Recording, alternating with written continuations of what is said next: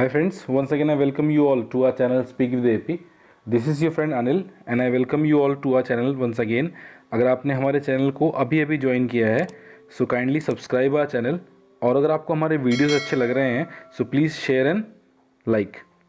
सो well, आज का topic अपने आप में बहुत इंपॉर्टेंट है। इम्पॉर्टेंट इसलिए है कि हमारी half of the language active और पैसिव से बोलता है। यस, हम जब भी लैंग्वेज में जब भी हम किसी से बात करते हैं या जब भी हम किसी से कॉन्वर्सेशन करते हैं तो उसमें हमें पैसिव सेंटेंसेस और एक्टिव सेंटेंसेस को यूज़ करना होता है, राइट। अच्छा, ये एक्टिव होता क्या है और पैसिव क्या है?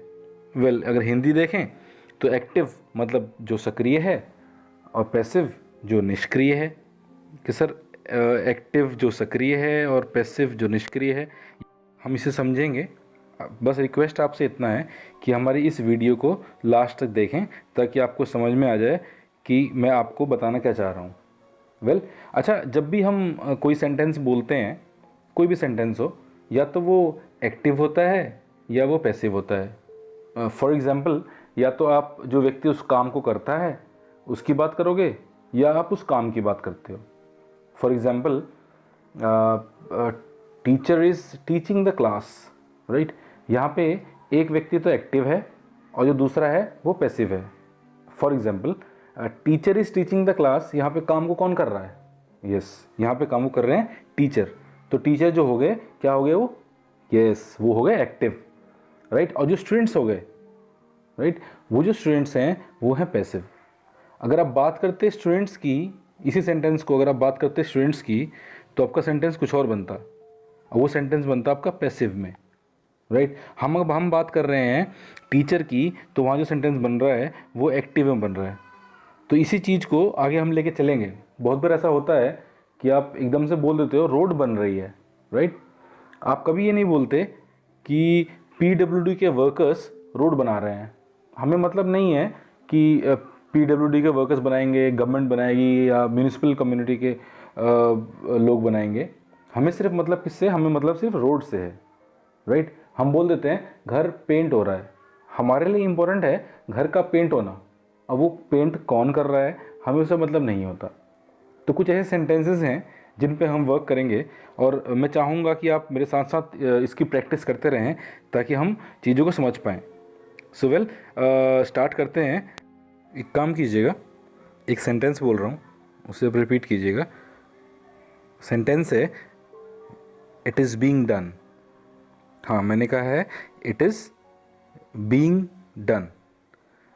कोई भी काम अब अगर आप देखें होते हुए तो आप बोल सकते हैं इट्स बीइंग डन। हाँ, मैंने कहा है it is being done. It यहाँ पर उस काम का नाम है जो हो रहा है, राइट। ये एक रूल है, याद रखिएगा। कोई भी काम अगर हो रहा है तो हम ऐसे बोलते हैं इट्स बीइंग डन। ये बनेगा कैसे? फॉर एग्ज़ाम्पल, अगर कभी घर बन रहा हो, और घर का बनना होता है, घर मतलब हाउस हो गया, राइट, और उसका बनना होता है कंस्ट्रक्शन, राइट। तो अगर आप कभी ये नहीं बोलते कि लेबर्स घर बना रहे हैं, राइट, अब हम इसे बोलते हैं घर बन रहा है, राइट। अच्छा, अगर हम सेंटेंस बनाएं तो सेंटेंस बनेगा labours are constructing the house. Sentence बना labours are constructing the house, लेकिन हम बात कर रहे हैं घर की, तो जिसकी हम बात करते हैं वो पैसिव बन जाता है, राइट। तो जब भी आप पैसिव सेंटेंस बनाएंगे तो वो आपका सब्जेक्ट बन जाएगा।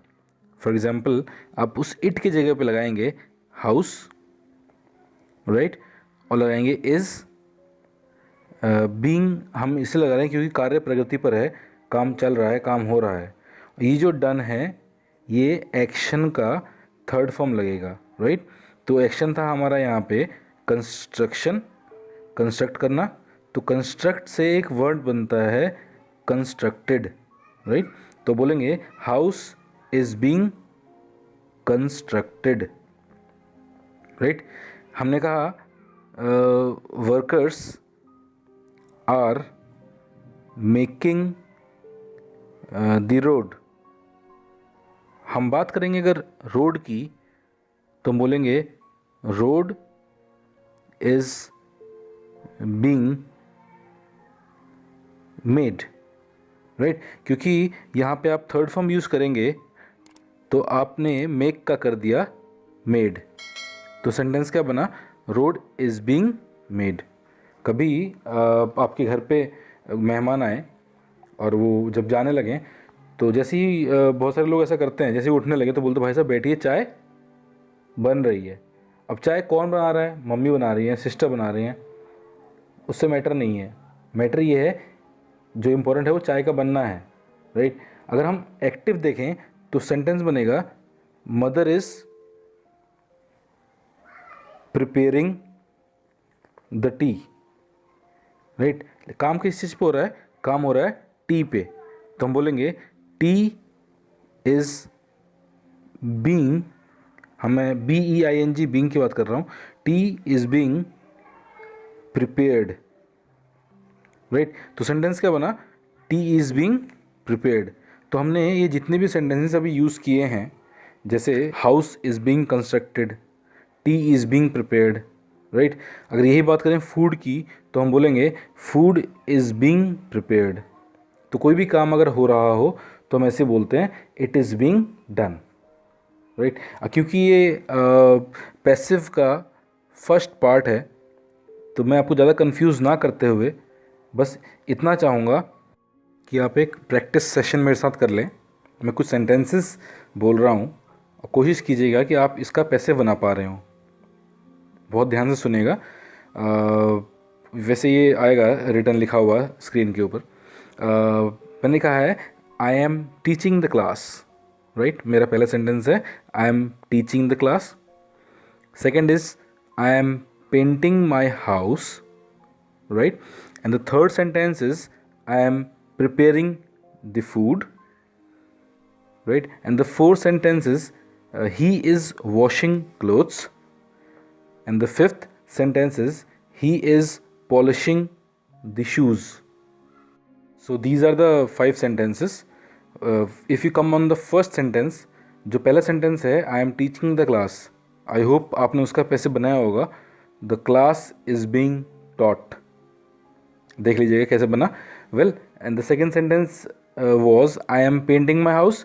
हम हाउस की बात करेंगे तो सेंटेंस बनेगा house is being painted, right.